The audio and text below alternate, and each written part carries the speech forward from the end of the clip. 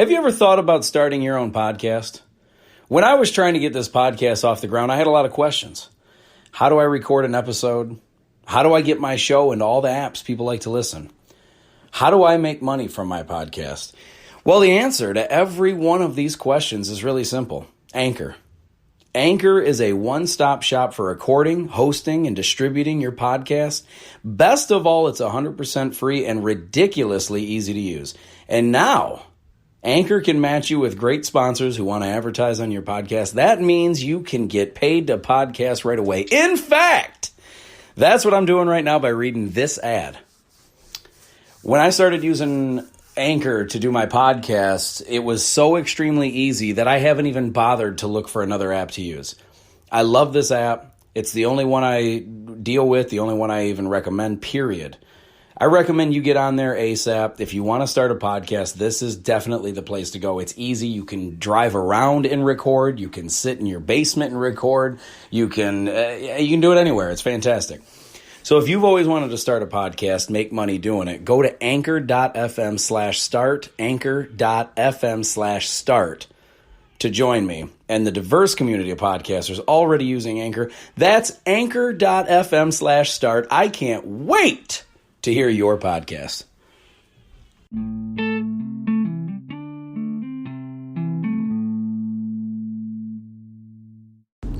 What is going on, ladies and gentlemen? It is Adam Rich from the Really Rich Podcast. And today I wanted to talk to you about why words matter, why it is so important that you choose your words carefully, or at least clarify if you think you've said something that may be misinterpreted or misconstrued, if you will, even if you won't. And the reason why this is so important, listen, it's always been very important, and I've always kind of known this, but sometimes I catch myself where I'll say something, and you know what you can say and how you can say certain things around certain people, friends, family, people that know you very well. They kind of know your mannerisms. They kind of know your sense of humor, your sarcasm, things like that. But we are living in a time now where you are so globally connected to people that do not know who the fuck you are. They don't know you. They've never met you personally. They may follow you on Twitter or Snapchat or YouTube or wherever. But it doesn't mean that they know you. They don't know your sense of humor, especially if you send a tweet or like your text. Anytime that you say things through a text, you got to be prepared for kind of how it could be interpreted. And sometimes we just don't care, let's be honest. Sometimes I say things and I'm like, you know what, I don't care how it gets interpreted. I know what I mean, and here's what I'm going to say, and if I need to, I can back it up with facts and blah, blah, blah. But the reality is some people don't give you the chance to even clarify. Some people don't want to. Some people will see what you've said and they just assume the worst, or maybe the way it read, sounded bad. And they don't care to get to know you any better, because at that point they think of you a certain way and they've just checked out.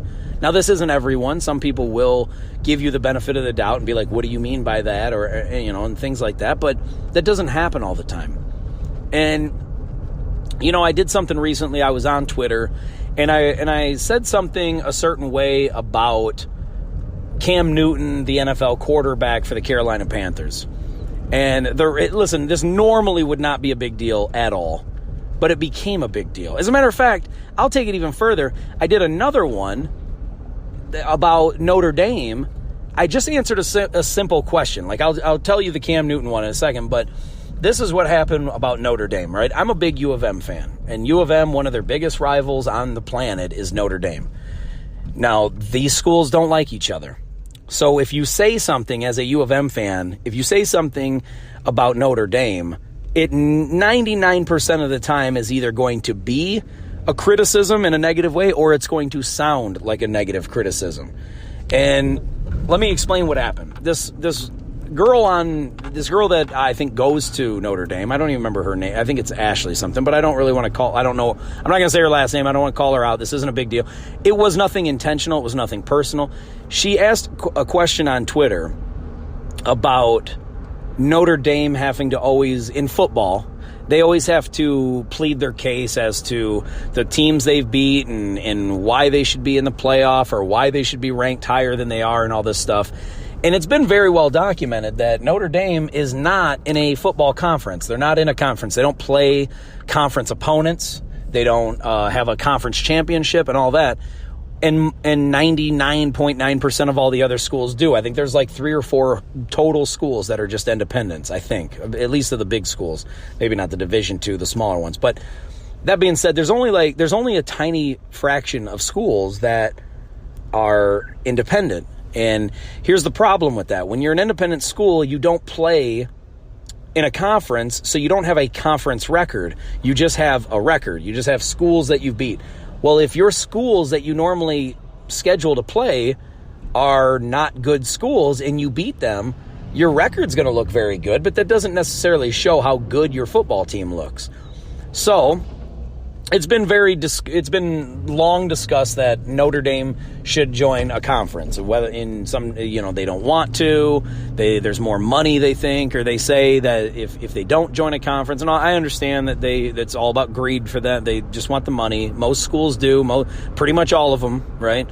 I'm not saying that U of M is any better.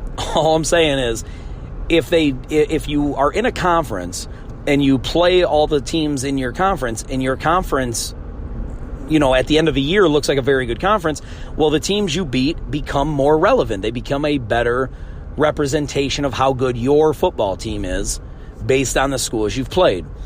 Well, then there's always a conference championship. And so the best 2 teams in the conference will play each other, and whoever wins that, then, they have a better chance at getting either a better bowl or a possible chance for going to the playoff, because there's only four schools for those that don't know. There's only 4 teams that get to play in the college football playoff. So every school is vying to get in there. Well, Notre Dame doesn't have a conference championship, and almost everybody else does. So her argument basically with her tweet was, why does Notre Dame have to go through this every year? And why do we have to, convince people and blah, blah, blah, blah. And all I said, now I understand this is just a text, so you don't know my tone. And me being a U of M fan, you probably would assume that this was a malicious tweet. But all I did is I tweeted her back and I said, well, if Notre Dame joined a conference, then they wouldn't have to convince people of their relevance. Now, that sounds horrible in words. If you just look at that on paper, I get it. But, in the heat of the moment, I just sent the tweet and I moved on about life. And then I didn't even think about it. And like I said, I'm guilty of doing this too. I don't mean it in any malicious way. Those that know me know that I'm not trying to stir up shit. I'll jab with my friends. I got friends that are Notre Dame fans, and I'll fuck with them and all that. But I don't do that to total strangers. I have empathy and sympathy for people. And I just don't go out of my way to try to start shit on Twitter for, just to be an asshole. I just don't. Normally, I don't typically do that. I mean, I can't think, I don't think that I probably have. I'm not going to sit here and say I never have, but I don't typically do that unless something gets me to where I'm just like, oh, how could this person possibly think this or say this or can try to convince other people of that. Anyway, that being said, that simple tweet turned into just some wicked backlash. She just went after me, attacked me. Then some other guy that I've never even heard of just, of course, chimes in to come to her defense. And I'm guessing it's because he just, wants to look like a hero to this girl. But nonetheless, he just starts laying into me, just being just malicious, just saying shit. If you don't know what the fuck you're talking about, you should just shut your fucking mouth and all that. Just going hard in the paint. And me, I laugh at this kind of shit because it's like, I get it. You're upset. This is your school. And so I tried to have a conversation with him about it. I tried to explain then that, hey, Notre Dame should be doing this. If they want to be more they would their conference, it would speak for itself, the record and all that. You wouldn't have these issues. And so he just, just talking his shit or whatever. Finally, I even apologized and I said, look, man, this was not a personal attack. This was nothing malicious towards you. I was just merely suggesting what Notre Dame could do to get to where they wouldn't have to plead this case, because I see it every year. I've seen it since I was a kid. And so, anyway, the point that I'm saying is that you got to be careful with the words that you choose, because the fact that I said relevance, I think, he never said this, but the way that the word kept getting brought up in the tweets, I think that what really happened is when I used the word relevance, they made it sound, in their head, they thought, oh, some U of M asshole is running their mouth saying that our school isn't relevant, or our football program isn't relevant, or our team is blah, blah, blah. And that's not what I was saying. I just said, I was just trying to lay the foundation in my head. This is how basic it sounded. I was just trying to lay the foundation that, look, if they wouldn't need to prove relevance if they played in this conference where the actions spoke for it. You know what I mean? So was it the best choice of words? Absolutely not. And I can see why they got pissed off. And I finally told the guy, I said, look, man, I appreciate that you're a diehard fan and you're fighting tooth and nail for your team. I respect that. I just didn't mean it in the way you thought, or that it came out.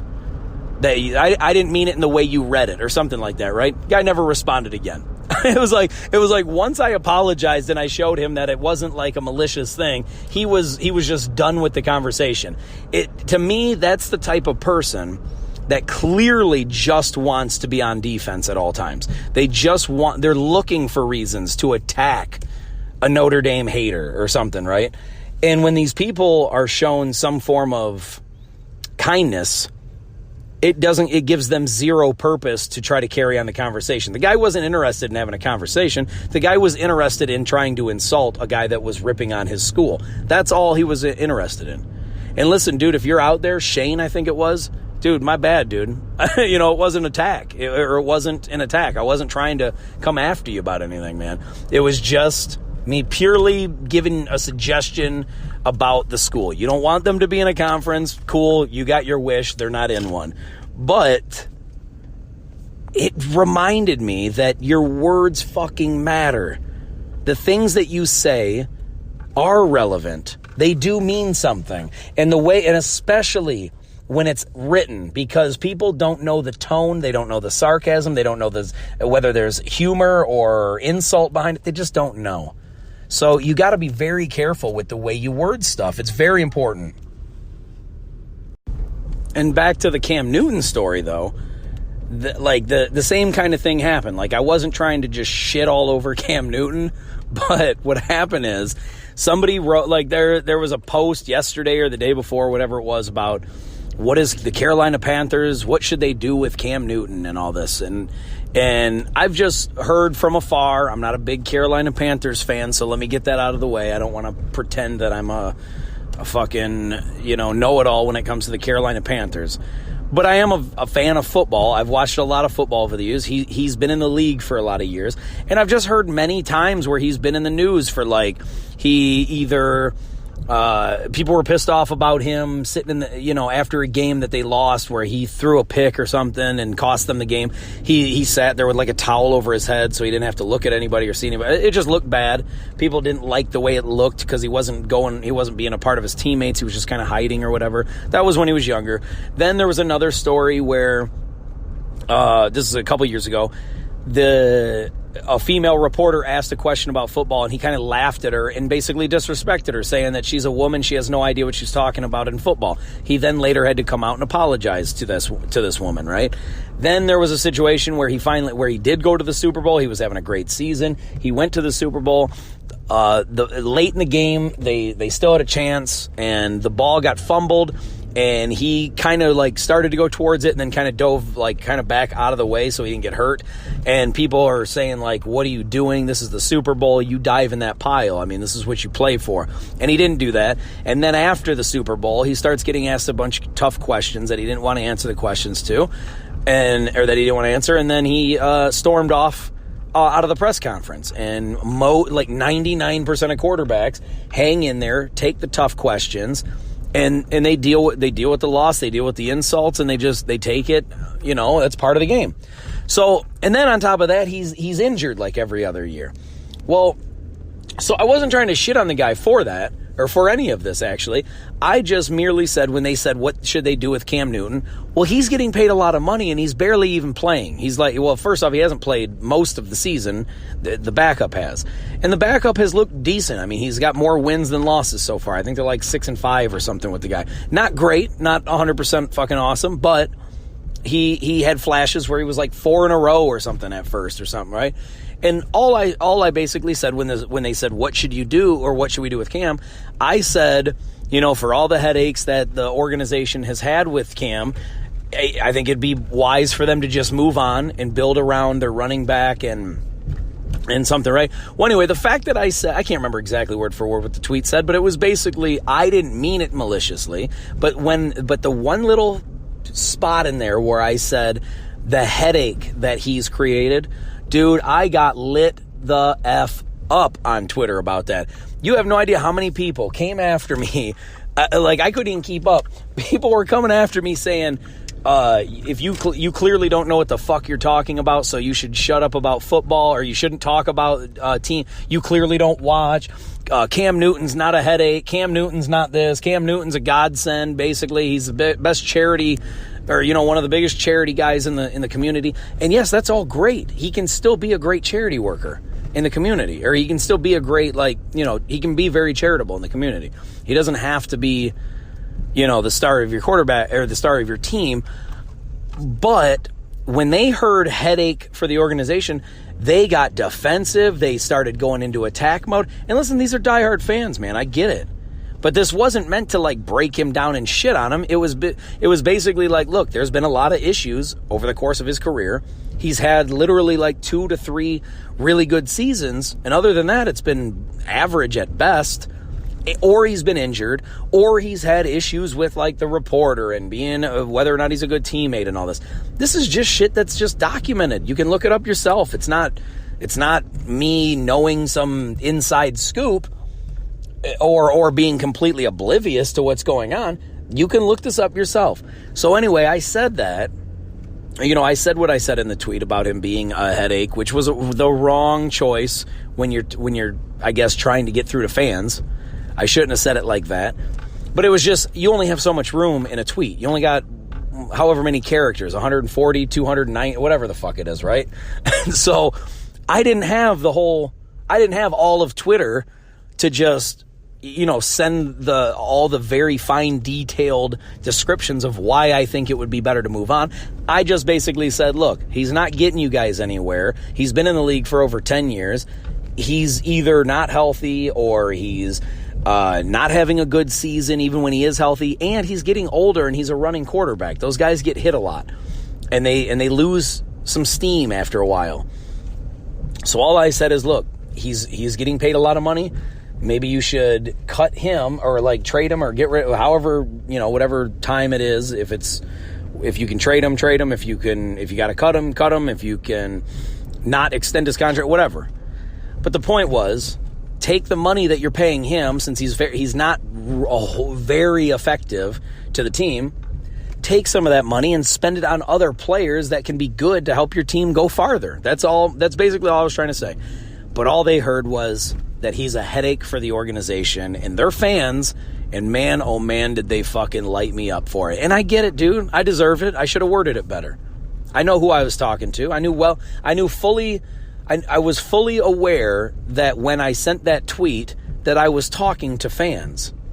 My fault was not putting that into context about, well, if I'm talking to the fans, I got to be very, I don't want to say fragile, but you got to be very considerate with the words you're using to people who adore him. And that's who I'm talking to. I'm not talking to people that don't like him. I'm not talking to Carolina Panthers haters. I'm talking to the fans. I'm saying, look, if this is what I think you guys should do, that's not my team. I don't give a shit about the Carolina Panthers. I'm a Detroit Lions fan. We have all kinds of problems going on. We have way more issues to worry about than the Carolina Panthers. Trust me. So I understand when people start shitting all over my quarterback, Matt Stafford, and I think he gets a bad rap. I kind of do the same thing. It's not necessarily that I want to, go after these people. But at the same time, it's sometimes you feel like these people that are commenting just don't know what the fuck they're talking about. And you feel like, you know what? I need to get in there and say some stuff. So, I don't know. You always got to pay attention, especially when you're sending a tweet out to the world or a text or a post or whatever. When you're writing something and people don't know what's in your heart or what's in your head, you have to be more precise in the way you word stuff. And even when you're talking to somebody in person, You like always be aware of kind of what mood that person is in and whether or not you can afford to say certain things. Because listen, if you say some very controversial shit about somebody that somebody hates and that person's already pissed off, they're probably going to want to fight you for it. You know what I mean? Like you can't, like, for instance, I got a friend who loves Tupac. And if I was to come in, like when he's already in a bad mood and it's already something bad about, or there's already some controversial news about Tupac, if I come in and I'm just shitting on Tupac, he's going to want to fight me for it. And I get it, dude. I get it. People are emotional. They hold on to their thing. And when you attack their thing and they're already not in a good mood, dude, it's like World War III. So I understand. I'm fully sympathetic to people and how they're feeling. It was my bad to word the things the way that I did, and I just want to own that. It was my mistake. And so if any of you guys are listening, just know that I'm sorry that I worded it the way I did. It wasn't meant to be a personal attack on either Notre Dame or Cam Newton. I wasn't trying to piss people off. I was just merely trying to say what I thought might be helpful. And if even listen, I could be 100% wrong. You might disagree. That's fine. But the personal, like not everyone's wired like me. When I start getting the attacks and the insults coming, I don't buckle and cringe and want to be like hurtful to others.